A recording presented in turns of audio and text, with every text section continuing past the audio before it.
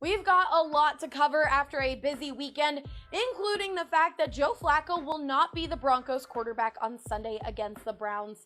I'm giving you all the details in your DNVR Sports Report presented by Denver Rubber Company. Operating since 1972, Denver Rubber Company provides the highest quality products with a fast turnaround while offering innovative solutions to serve a diverse line of industries. And guess what? That includes the snow. DRC will be your go-to when it comes to anything with snow plows, as they cut to size and pre-slot most snowplow rubber. If you need a reliable local partner for long-term projects, go to drcfirst.com/DNVR today. Head coach Vic Fangio told the media this afternoon that Flacco will be sidelined at least one game due to a herniated disc in his neck. He will be reevaluated after the team's Week 10 bye. However, Fangio said it's possible the injury ends Flacco's season and the team places him on IR, but they will not make that decision immediately.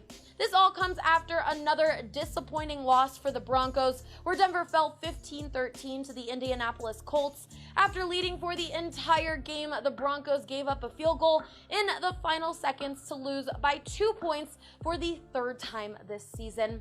With the news, Denver's head coach also announced that 27-year-old Brandon Allen will make his first NFL start against Cleveland at QB on Sunday.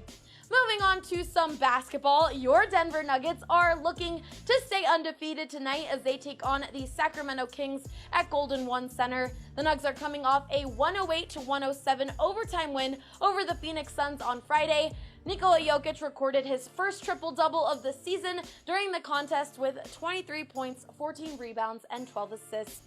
Tonight's matchup is scheduled for 8 p.m. and will be the first of a back-to-back set that ends at the Pepsi Center against the Dallas Mavericks on Tuesday. Speaking of the Pepsi Center, your Colorado Avalanche went 1-1 on a back-to-back of their own over the weekend. Even with a loss Saturday night, they still sit atop the Western Conference with an 8-2-1 record on the year.